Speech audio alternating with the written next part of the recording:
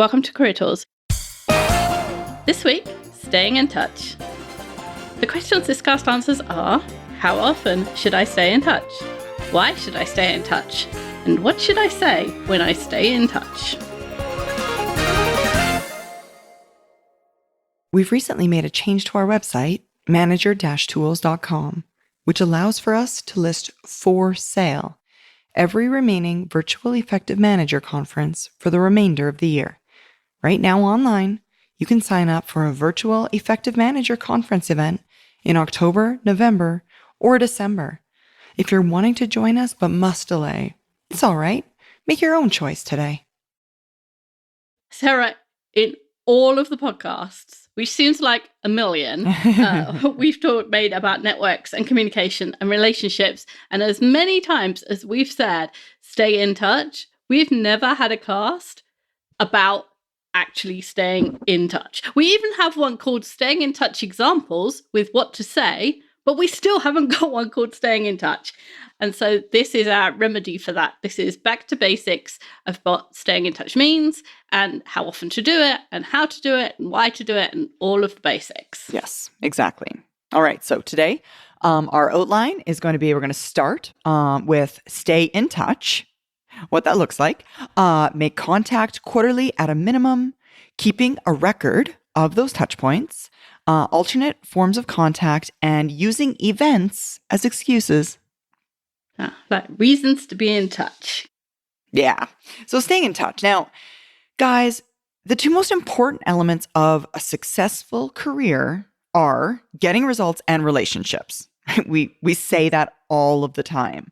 And everybody knows the first. Everybody acts upon and operates their daily life in the workplace in terms of getting results. We know our goals.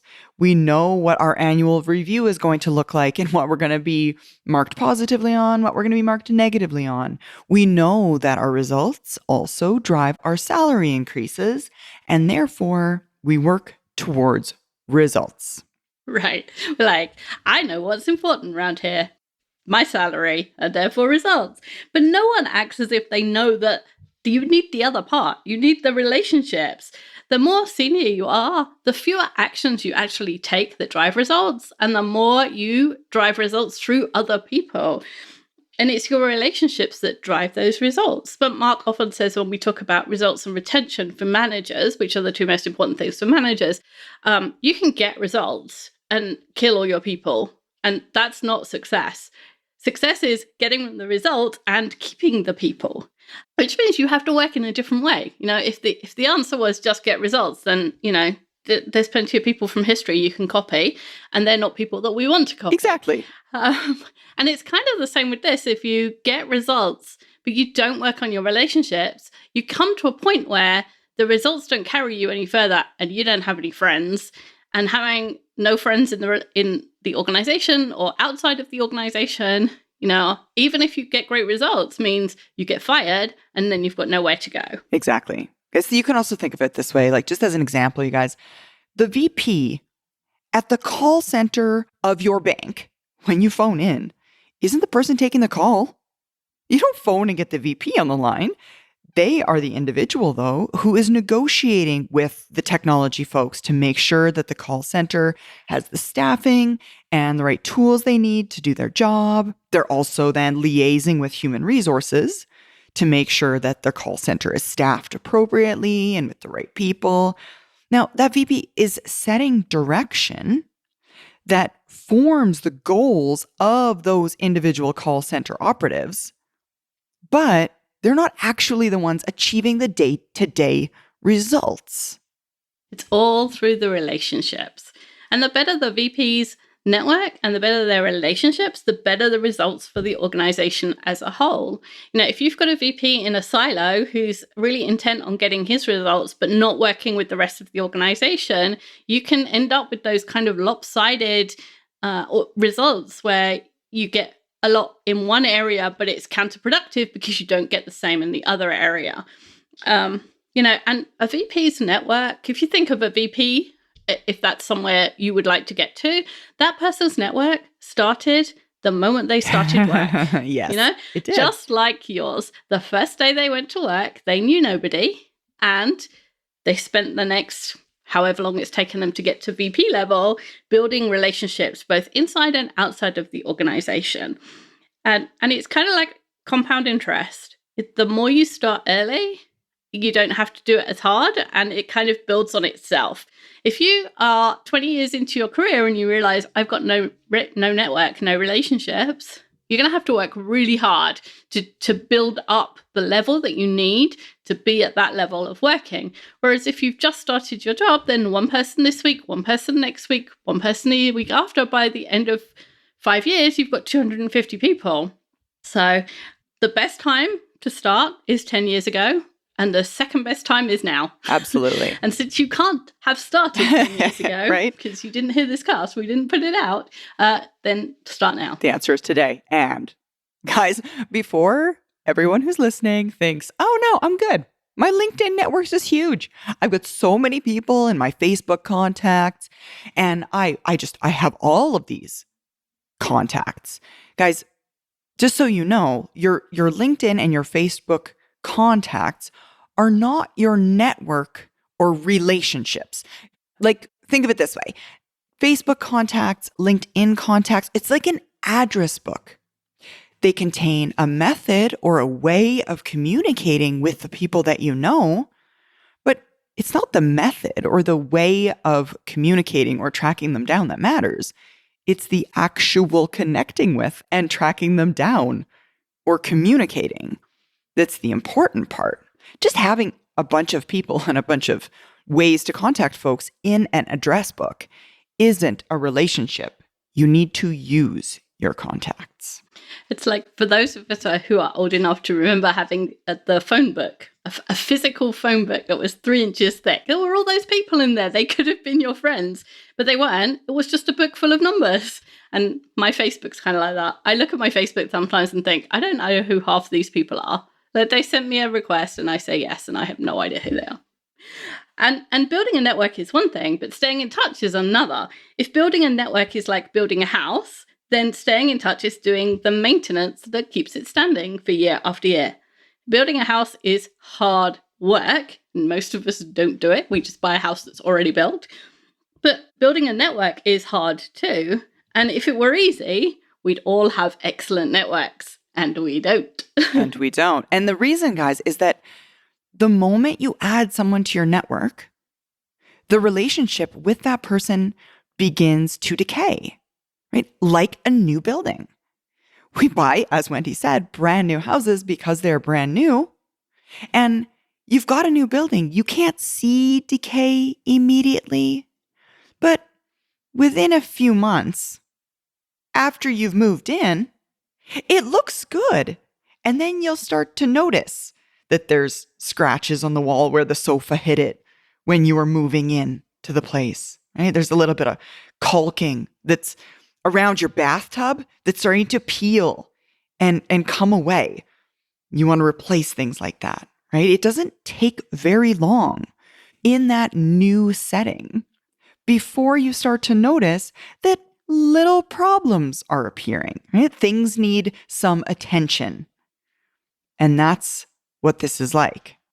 Yeah. And if you don't give them that attention, then you start to have bigger problems. You know, if you don't fix the fact that the shower pan settled and the caulking came away, you'll start to get water down the back. And then when you've got water down the back, you start to get wet floorboards, and that's not good for anyone.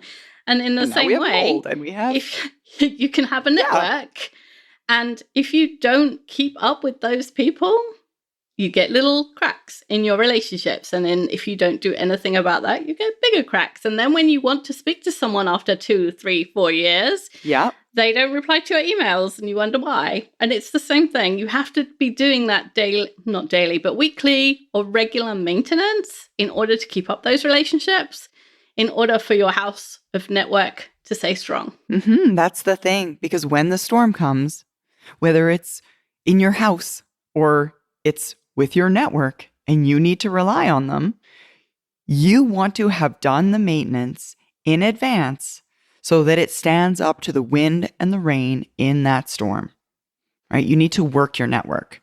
It's very prescient because I went outside this morning and there is a storm coming. Oh, there is a storm. Exactly. Yeah. I was like, oh, I'm really glad I got my roof looked at after the tornado. Because otherwise I'm going to get wet. Right? That's the thing. You need to work on your network.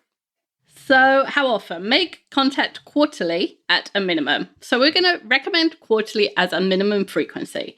If you set your goal as quarterly and you miss one, you're still in contact 3 times a year. If you set your goal as once every 6 months and you miss one, you might as well send a Christmas card because that's just once a year, right?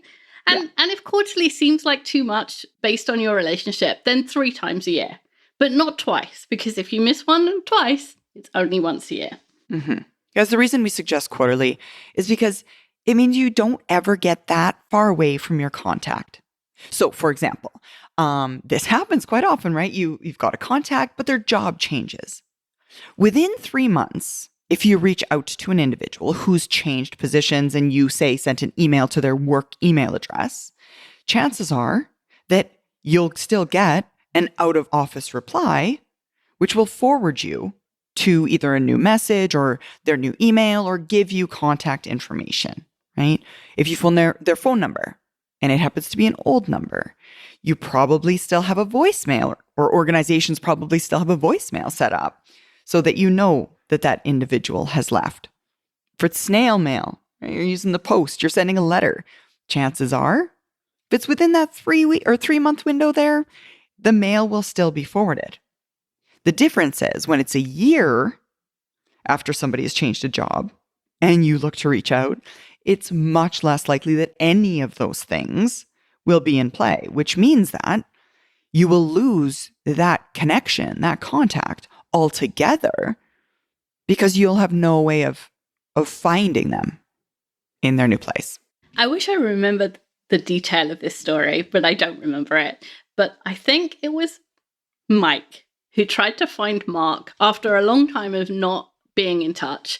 And he phoned Mark's parents' house. And like a lot of parents, Mark's parents hadn't moved in like 30 years. And so their phone number still worked. And so he was able to contact them. And funnily, later on, a few years later, they did move to the other side of the country. So they would have missed that window. But that's kind of different now. A lot of people don't have landlines. We don't keep our numbers forever. We don't keep our email addresses forever. Even Facebook and LinkedIn accounts, we change them. Some people have more than one. Yeah. And so unless you're in touch on a fairly regular basis, you can easily lose touch with people. And even though people say, oh, well, that's okay, because technology, right? It's really easy to find people now. It's not as easy as you think it is, as someone who is regularly asked to find people, especially women, because they change their names, makes it much harder. Exactly. So it would be better to stay in touch than think, oh, in 5 years, I'll be able to use technology to find that person. Yes, exactly. Now, guys, in terms of the quarterly reach out, it doesn't have to be a long or substantial reach out. Like, we're not asking you to do a ton of effort on a quarterly basis. Now, we do have guidance on what to say when staying in touch. A potential example is just leaving a message. Hi, Julia. I realized today I've not spoken to you in a while. I hope you're well. Last time we spoke, actually, you were working on the X project, and I trust that was successful. Things are going well here. I'm working in a new route to market project, which is just, it's fun. It's super fun. The kids are well, and we're looking forward to a summer vacation. Regards, Sarah. And that's like 64 words. I know, because I counted. And you do not have to summarize everything that's happened since the last time you spoke to them. This is not your Christmas, annual family Christmas message thing. You don't have to specifically ask after their spouse or their children. You don't have to have a really good reason for reaching out. We'll talk about that in a minute. You can even say, my system told me so. I have a reminder set. I get emails fairly regularly from people that say, this is my quarterly follow-up. This is my quarterly reach out to you. Or my system told me it's time to tell you what's going on in my life. I'm like, excellent. I love hearing from people and knowing how they're doing. And all of those reasons you find for not reaching out, like, it has to be something long. It's What going would to I take a lot say? of effort. Or what do I say? Or do they want to hear from me? And all of those things, none of those are real. People do want to hear from you. And as long as you don't send them something that means they have to work. You know, if somebody sends me something and they're like, this is my quarterly reach out, and by the way, here's 15 questions I'd like you to answer, then it feels like an imposition. But if all you do is reach out and say, hey, things are great with me, let me know if I can do anything to help you, awesome. That's a great message to receive. Absolutely. Anybody have a team overseas that you'd like to have trained with manager tools? Well, we're offering our trainings virtually now, which means we can host a virtual EMC for your Indian group, an ECC for your Aussies, or an EHM for China.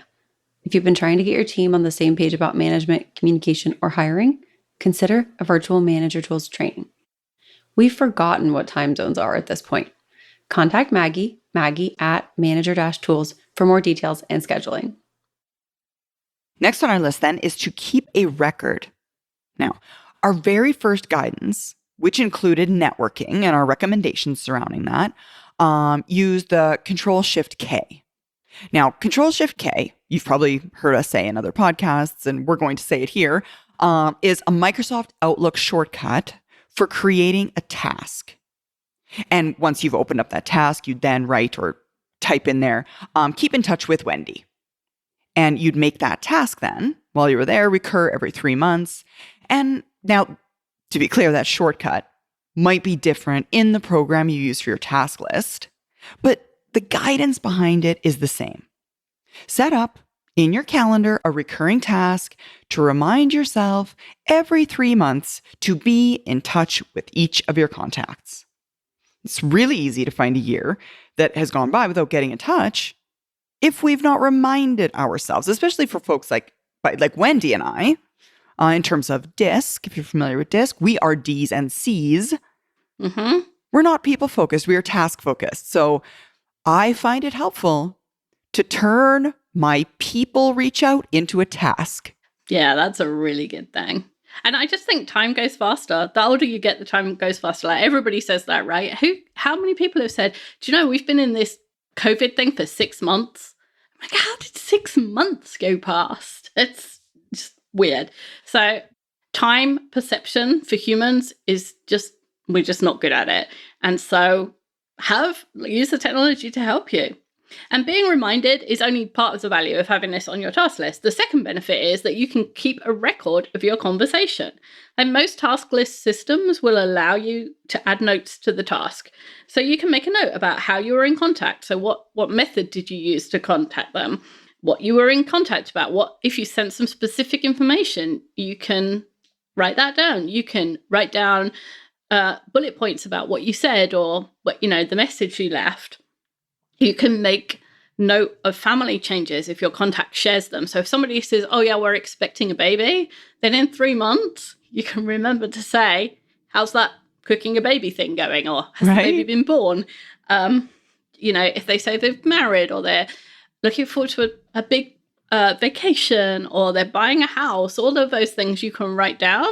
And like Sarah said, I'm a high D. I don't remember people. I don't remember to ask if someone's come back from vacation. I don't always remember to ask them. I don't remember people's birthdays very easily. So I use the technology to make me seem like a nicer person. And why not? Don't trust yourself to remember, because once you have over 50 contacts that you're keeping in touch with quarterly, you will not remember their particular circumstances with any certainty. You think, oh, I'm sure they had 2 children, or I'm sure they said something about buying a house, but you're not certain. But you don't know. And that might be somebody else. And you don't want to say it in case you're wrong. So make a note. Just make a note. High Cs, if you want to make notes in your Linux-based text editor or in your Roam research system or Obsidian, you go ahead. You can make this as complicated as you want to if you want to. Making a note where the task is an easy solution. But, if something more complex makes you do it or makes it more fun for you, then you go for it. Like we've just recommended the simplest thing. You want to do something really complicated, have at it. Yeah, go for it. All right. Next up then, alternate your forms of contact. Now, we all have that one form of contact that is just our personal preference, right? Some of us like text or email or prefer talk face-to-face or shout out, give a phone call, right? But as Manager Tools has taught us, and talking back to the DISC model that we were just discussing, communication is what the listener does. That is, you have a preferred form of contact. However, your contact, the person you're reaching out to, has a preferred form as well. So we'd recommend that you try and use more often a communication method that your listener prefers. If you know what form they prefer, then use that, right? And if not, don't make this more complicated. Don't make an excuse not to do something. Just don't use the form that you used last time. So which is another reason to keep notes, right? So just rotate. If you sent an email last time, leave a voicemail this time. If you left a voicemail, send a handwritten note. If you met in person, send an email. Just don't resort to email every single time, because we get so much email. Another one has very little impact. Even for high Cs and high Ds who prefer email, we have so much that, it gets left by the wayside, or it doesn't feel like a whole bunch of effort that somebody put into sending you an email. Whereas if somebody leaves you a voicemail, that feels like much more effort. They actually picked up the phone. A voicemail has more impact because it's unusual, because it takes more effort, and people don't leave voicemail. And I have this theory that handwritten cards grow in the post. So you put them in the mail, and they're just, like 4x6 or whatever. And by the time they arrive, because the handwritten note is so unusual, it's like the biggest thing in someone's life. It is. I was going through some old episodes of Things I Think yesterday. I was doing some editing, and I noticed there's 3 or 4 episodes or items that Mark has of people where Mark has sent a thank you card and they've sent a picture of it back saying, "Oh my gosh, I was so thrilled to receive that." And Mark knew what it looked like. He sent it.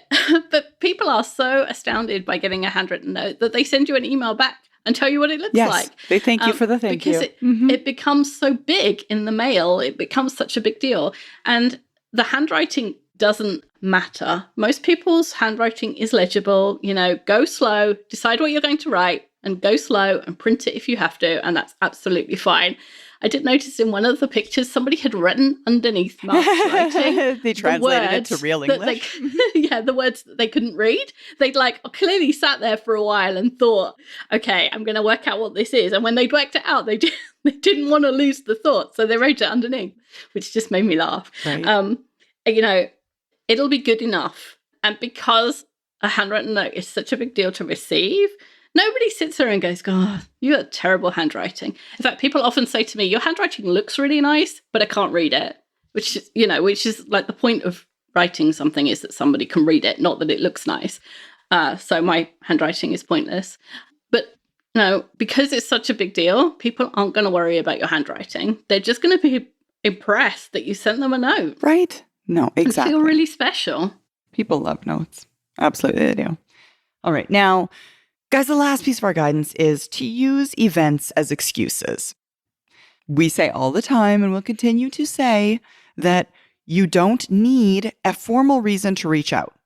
Like when we've given multiple examples, just reach out. "Hey, hi, how are you? I was thinking of you today." Or "It came up in my calendar," or what have you. Some folks, and we know you're there, still feel as though you need a reason to reach out. So, fortunately, there are so many reasons this year for you to reach out. Now, for example, some things you could reach out surrounding, or you could make your reach out schedule time-based. So, Christmas, New Year's, back to school, Halloween, birthdays. And that's actually something that I've noticed LinkedIn has added. Birthdays, right? It gives you tons of reasons to reach out to people more often.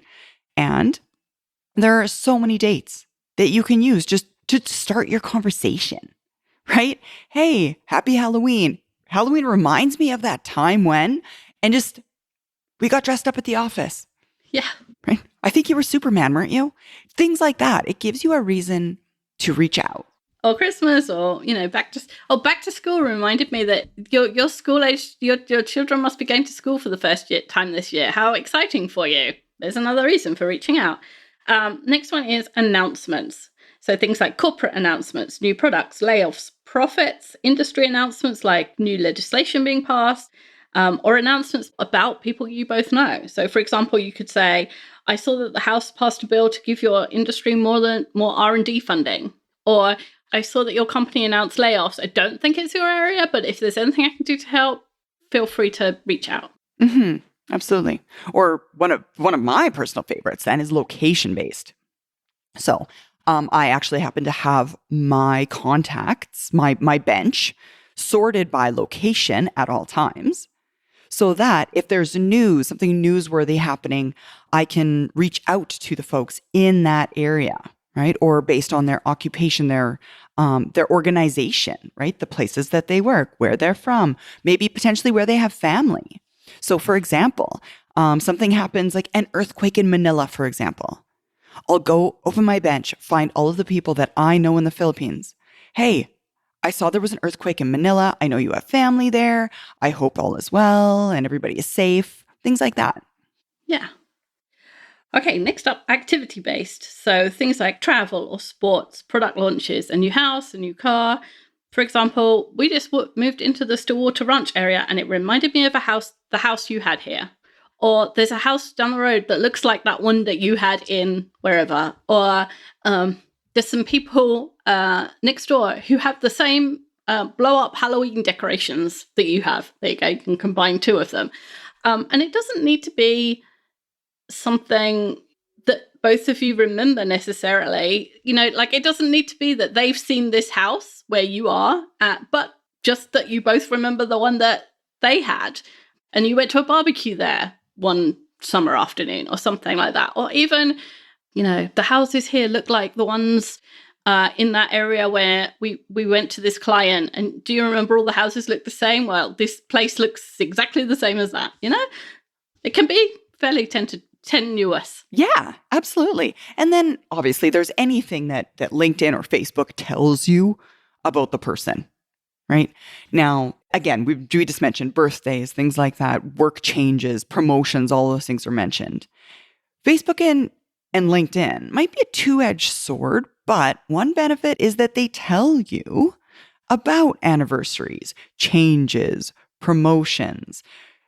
It's constantly giving you a reason to reach out. In fact, I try and also, with my closer network connections, pay attention to the things that they are posting. Mm-hmm. And occasionally make sure that I'm not one for social media generally, but make sure I give it a like or a thumbs up on certain posts that they send. Like so that minimum amount of effort there. Right. But they remember that I exist. My brain or that my name keeps being top of mind because I am a human being existing in their world with them. Exactly. And I don't think a like replaces a quarterly contact. I don't think so, no. But in between, it's enough to keep that connection going with somebody. If it's your best friend, please do more than like their posts. But, someone who's in your network, who's an acquaintance, but, in between, it's perfectly but in fine. between. Mm-hmm. Yeah. There really is no excuse for saying, I don't have a reason to reach out. We've just given you a bunch of excuses, and you don't need an excuse. You can just say, my system told me to, or it's September and this is what I'm doing, whatever. Yeah, exactly. If you have a network, and everyone does, even if it's only one person, you've done a lot of the hard work. Yeah. Staying in touch only takes a few minutes, and it means you have a warm network when you need it. Too often we hear, I wish I'd done a better job of keeping up with my network. I think we get one email a day that says that. Don't be that person. And you can start today. Go now to your contacts and convert them into a task and recur them all. Right? And just do 2 a day until you've got a rhythm going. You can start right now. Except if you're driving. Please wait. Well, yes, exactly, except if you're driving. Please wait till you park. But otherwise, start now. You absolutely can. Thanks, Sarah. Thank you, Wendy. that's all for this topic. We'll be back next week with something new.